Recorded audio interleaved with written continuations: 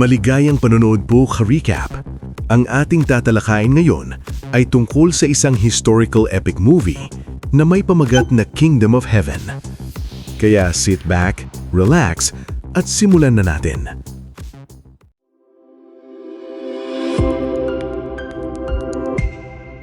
Noong taong 1099 AD, nakuha ng mga Crusader ang Jerusalem at sa loob ng mahigit isang siglo nanatiling nasa ilalim ng pamumuno ng mga European feudal lords ang lungsod. Sa panahong iyon, puno ng brutal na pang-aapi ang kontinente ng Europa na nag-iiwan sa mga ordinaryong tao ng matinding kahirapan. Samantala, naging lugar ng yaman para sa ilang nobela ang Jerusalem at para sa mga karaniwang tao, ito'y pagkakataon para sa kaligtasan ng kaluluwa. Isang araw, bumalik mula sa Jerusalem patungong Pransya ang isang knight na si Godfrey de Ibelin upang hanapin ang kanyang pamilya. Bilang baron, may sariling lupa siya sa Jerusalem. Sa pag-uusap niya sa kanyang kapatid na Pranses, natuklasan niyang ang kanyang ilehitimong anak ay nakatira sa labas ng lungsod bilang panday. Ito ang ating bida, si Balian de Ibelin. Si Balian, isang retiradong sundalo, ay lumaban noon para sa interes ng isang Panginoon laban sa isa pa. Pagkatapos niyang itago ang kanyang armadura, naging panday na siya. Ngulit biglang nagbago ang tadhana. Namatay ang kanyang asawa sa pagdadalamhati matapos mawala ang kanilang anak na humantong sa pagpapakamatay niya. Binigyan ng simple na libing ng kanyang kapatid na pari ang asawa ni Balian, ngulit matagal na niyang tinatanong ang kaunting yaman ni Balian. Sa gabay ng kanyang kapatid, natuklasan ni Baron Godfrey si Balian at ibinunyag ang katotohanan ng kanilang nakaraan. Sinabi niya kay Balian na siya ang kanyang ama at hinikayat siyang sumama sa Jerusalem. Pinangako niya na magmamana si Balian ng posisyon ng baron at mabubuhay ng walang alalahanin. Gayunpaman, si Balian na bagong nawalan ng asawa ay matigas na tumanggi sa muling pagkikita. Ang kamatayan ng kanyang asawa ay nag-iwan sa kanya ng emotional numbness. Nang gabing iyon, lumapit muli ang kapatid ni Balian. Hinikayat siyang pumunta sa Jerusalem. Pinrovoke niya si Balian sa pagsasabing ang pagpapakamatay ng kanyang asawa ay makasalanan na nagpuputol ng ulo nito at nagdudulot ng kondenasyon sa impyerno, hindi makakapasok sa langit. Narinig ito, nagalit si Balian at napansin na naladala niya ang krus ng kanyang asawa. Sa galit, tinandyakan niya ng patalim ang kanyang kapatid hanggang sa mamatay.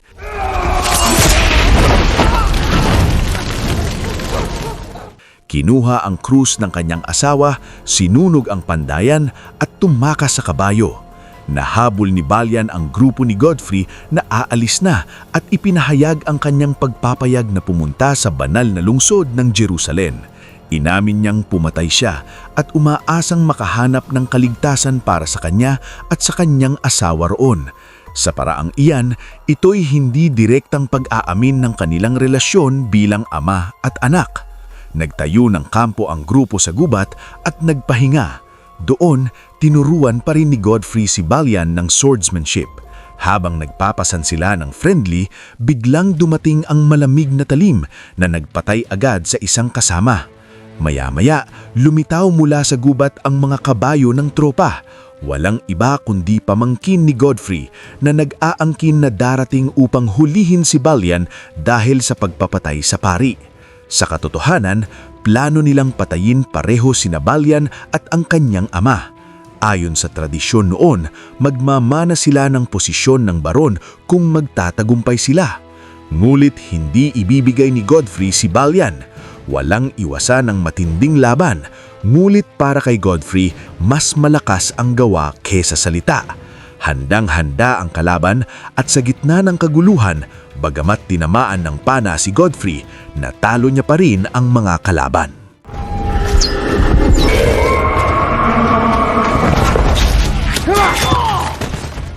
Matapos ang laban, maraming nasawi sa magkabilang panig.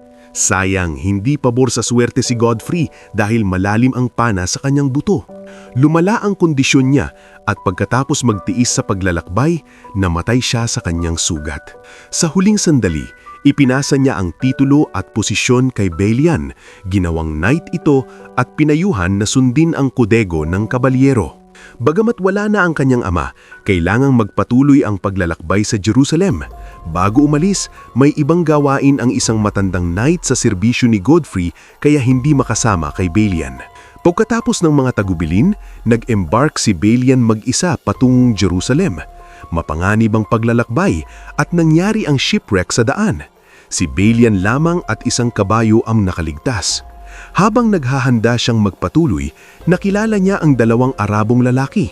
Sa tulong ng kanyang lingkod na nakasuot ng itim, natutunan ni Belian na ang Arabong nakasuot ng magarang damit ay nag-aangkin ng kabayo na sinasabing sa kanyang teritoryo ito.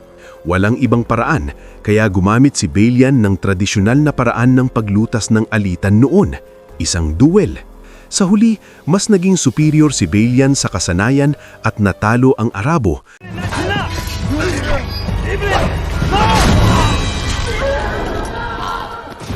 Pagkatapos ay sinupil ang lingkod na nakasuot ng itim. Ngunit hindi niya kinuha ang buhay ng higit pa sa kailangan. Sa halip, pinag-utos niyang magdala ito patungo sa banal na lungsod ng Jerusalem. Pagkatapos ng ilang araw ng paglalakbay, dumating silang dalawa sa banal na lungsod ng Jerusalem. Punong-puno ito ng tao at sigla. Hindi lamang pinaya ni Belian ang lingkod na nakasuot ng itim, kundi binigyan pa ito ng kanyang sariling kabayo bilang tanda ng kabutihan. Bago maghiwalay, nagpasalamat ang lingkod, naniniwala na gagantimpalaan ang mabubuting gawa. Pagkatapos noon, unang ginawa ni Belian ay bumisita sa libingan ni Jesus kung saan nagdasal siya para sa kanyang asawa, umaasang mapapawi ang kanilang mga kasalanan. Inilibinbin niya roon ang mga gamit ng kanyang asawa upang makahanap ng kapayapaan ang kanyang kaluluwa. Sa maingay na palengke, nakilala niya si Almaric, isa sa mga tauhan ng kanyang ama. Alam na ni Almaric ang balita tungkol sa kamatayan ni Godfrey at kinilala si Belian bilang tamang tagapagmana sa pamamagitan ng tabak na dala-dala niya. Inakay ni Almaric si Belian sa estate ng baron kung saan nagmana siya ng lahat. Hindi nagtagal, ipinatawag si Belian ng King Baldwin ng Jerusalem. Sa panahong iyon, nahihirapan sa leprosy si King Baldwin at alam niyang malapit ng mamatay. Pagkatapos ng pag-uusap kay Belian, tinitigan niya ito ng mataas. Na-impress si King Baldwin sa kanya at matagumpay niyang namana ang mga lupa ng kanyang ama sa Ibelin. Sa paningin ni Almaric, may potensyal ang barren na lupaing na iyon at tugma ito sa mga adhikain ni Belian. Determinado siyang gawing productive ito at hindi biguin ang kanyang ama. Sa pamamagitan ng paglilinis ng lupa at paghuhukay ng balon, pagkatapos ng maraming hirap, unti-unting nabuhay muli ang dating inabundonang estate. Sa panahong iyon, nakilala ni Belian ang prinsesa ng Kakingan. Nahulog ang prinsesa kay Belian sa unang tingin. Bagamat kasal na siya noon at may anak, hindi maitatago ang pagmamahal niya kay Belian. Samantala, nahaharap sa kawalan ng katatagan ang Kakingan ng Jerusalem sa pamumuno ni King Baldwin. Ang kanyang pulisiya ng pagkakaroon ng magandang relasyon sa mga Muslim ay nanganganib. Bagamat matalino siya sa stratehiya, hindi na niya maipakitang maayos dahil sa lumalalang kondisyon ng kalusugan. Sa loob ng kaharian, ang Templar Knights na pinamumunuan ng English Sergeant ang may pinakamalaking kapangyarihan. Palaging silang gumagawa ng gulo, umaasa ng bagong crusade. Sa manipulasyon ng bishop, ninakaw nila ang mga karabana ng Arabo na nagdudulot ng tensyon. Bagamat nasa gilid ng hari ang Knights of the Hospital Regent Guardian, laging magkaaway ang dalawang panig. Ang kasalukuyang alitan ay nagmula sa raid ng English Sergeant sa karabana ng Arabo na nagbigay ng dahilan kay Saladin, ang pinuno ng Ayyubid Dynasty, na magpadala ng tropa laban sa Jerusalem. Sa sandaling iyon, papalapit na ang hukbo ni Saladin sa Jerusalem at ang lugar ni Belian ang unang aatakihin. Upang protektahan ang mga sibilyan at pigilan ang pag-atake ni Saladin, pinilit ni King Baldwin ng Jerusalem na magsama ng tropa sa laban at inatasan si Belian na protektahan ang pag-ebakwasyon ng mga tao.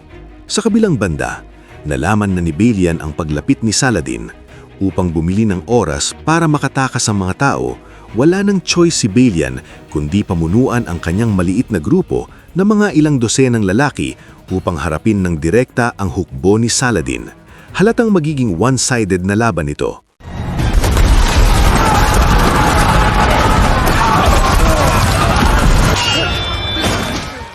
Pagkatapos ng ilang rounds, nadakip sina Balian at ang kanyang mga tao. Ang dahilan kung bakit hindi agad pinatay ay dahil ang commander ng kalaban ay walang iba kundi ang lingkod na nakasuot ng itim na pinalampas niya noon. Sa oras na iyon, umangat ang alikabok sa malayo, sumunod ang mga bandila habang dumating ang mismong hukbo ni King Baldwin. Dahil kakatapos lamang dumating ng tropa ni Saladin at hindi pa estable ang posisyon nila, hindi sumabog ang full-scale battle. Sa matatag na paninindigan ni King Baldwin, wala nang choice si Saladin kundi umurong pansamantala at nakaligtas si Balian ng buhay. Pagkatapos nilang bumalik, malupit na pinarusahan ni King Baldwin ang utak sa likod ng pagnanakaw, ang Templar Knight Bishop.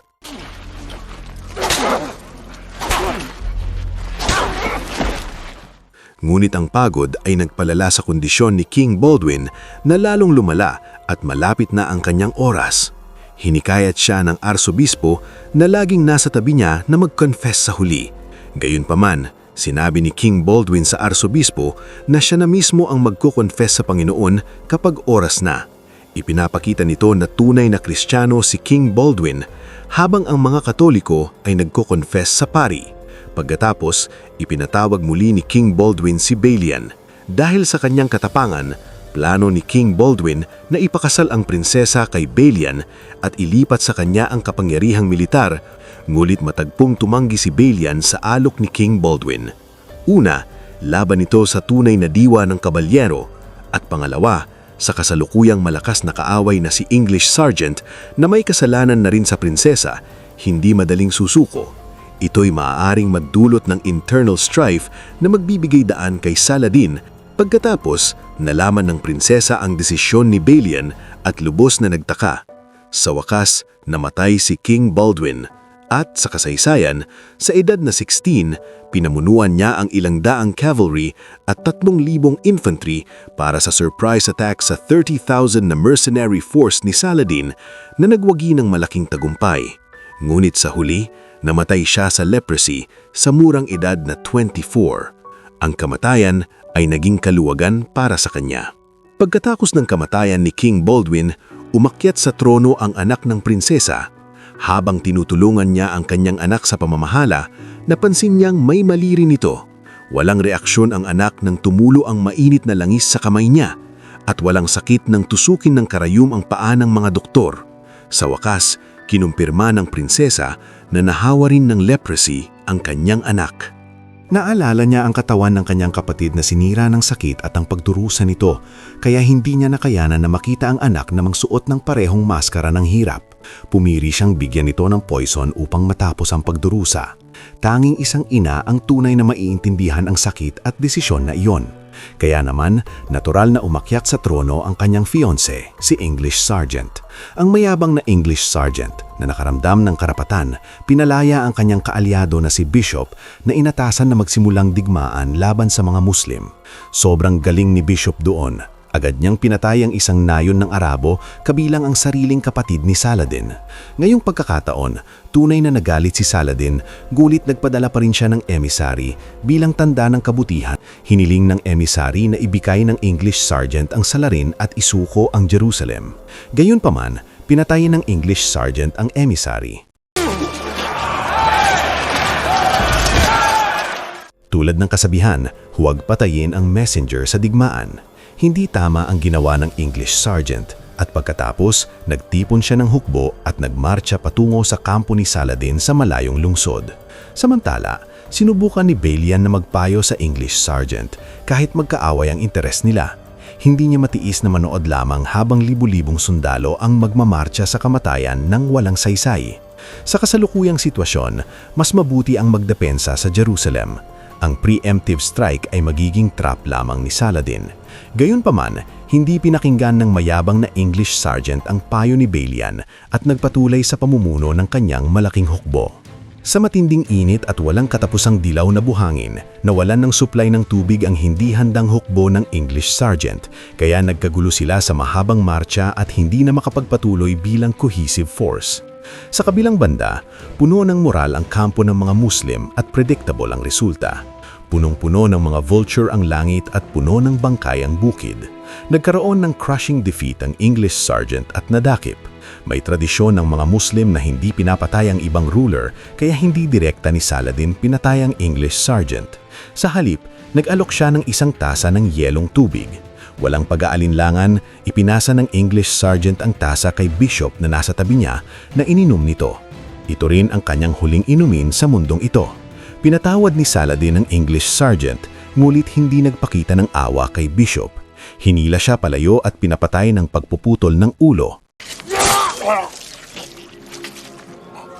Pagkatapos ng malaking laban, dumating sina Balian at iba pa sa battlefield.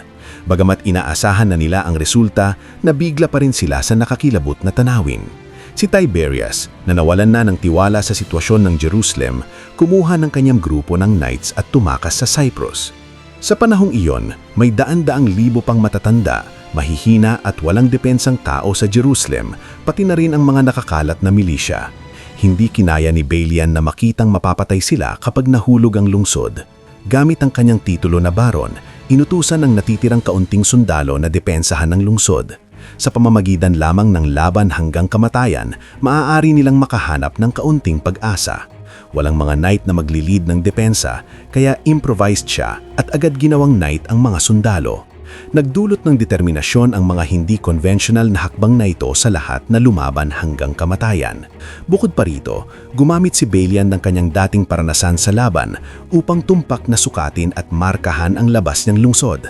Nakakuha nito ng accurate parameters ang mga trebuchet sa loob para counter-attack na na-maximize ang limited oras para sa preparations bago ang malaking laban. Sa gitna ng gabi, lumapit ng malapit ang hukbo ni Saladin at naglunsad ang vanguard ng fire attacks gamit ang catapults na nagdudulot ng usok sa loob ng lungsod.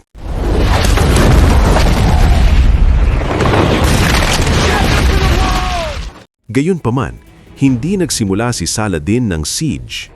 Kinabukasan, habang sumisikat ang araw, nagdasal ang hukbo ng mga Muslim ng morning prayer patungong banal na lungsod.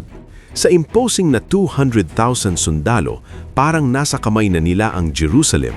Sumabog ang siege battle at unti-unting umabante ang hukbo ng mga Muslim ng maayos. Nang makarating sa white stone markers, inutusan ni Balian ang mga trebuchet sa loob na mag-counter-attack na tumpak na tinamaan ang kaaway. Sa susunod na 300 yards, 200 yards, patuloy na natalo ang hukbo ng mga Muslim.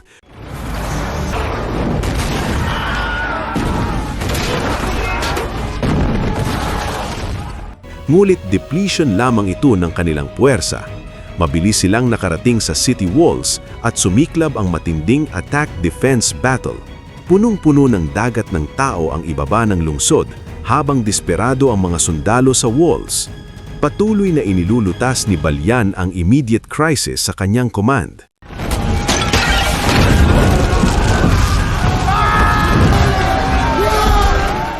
Isang araw ang lumipas at hindi nakakuha ng advantage si Saladin sa unang attack. Sa ikalawang araw, lalong intense ang attack dahil inilunsad ni Saladin ang lahat ng siege towers niya.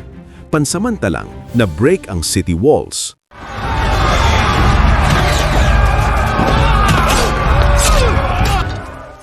Sa critical moment, pinugutan ni Balian ang Muslim flag at inilabas ang kanyang secret weapon, isang giant spear na spesyal na ginawa para sa siege towers. Tumusok ang giant spear sa tower na may malaking bato sa kabilang dulo na nag-cause ng pagkawala ng balance at bumagsak ang mga tower isa-isa.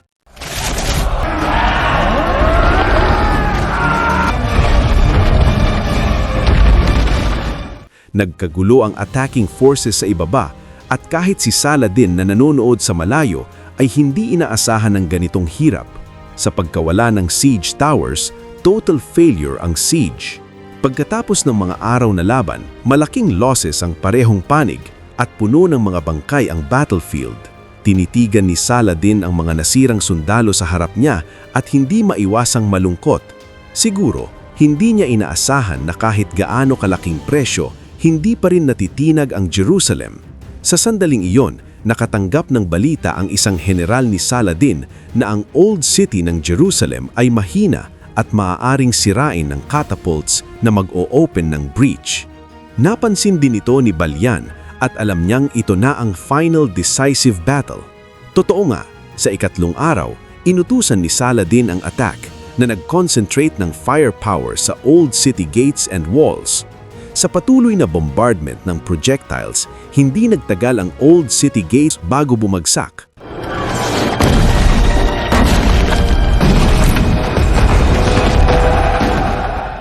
Parehong nag-rush ang magkabilang panig sa breach. Bagamat numerical advantage ang kay Saladin, wala nang labas si Balyan. Kung mahuhulog ang lungsod, sigurado ang kamatayan. Ipinangako niyang lalaban hanggang kamatayan, nasasabing kung gusto nilang makadaan, dadaanan nila ang kanyang bangkay. Sa isang iglap, ang malaking breach ay naging makitid sa gitna ng surging forces.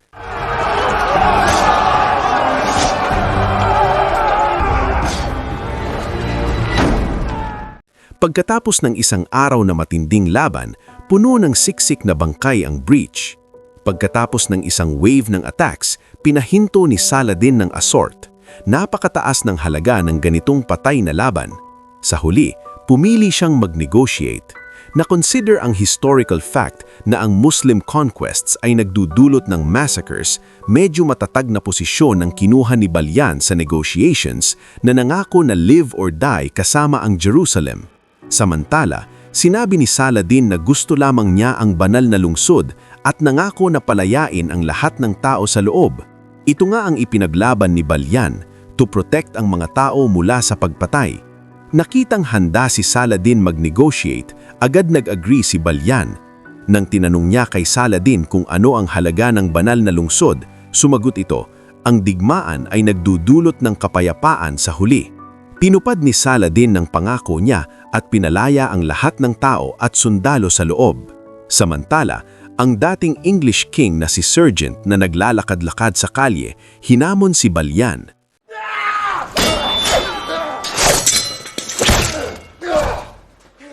Pagkatapos ng laban, binalawanan lamang niya ito na sasabing kung magkakabalyero na naman siya, papatayin niya.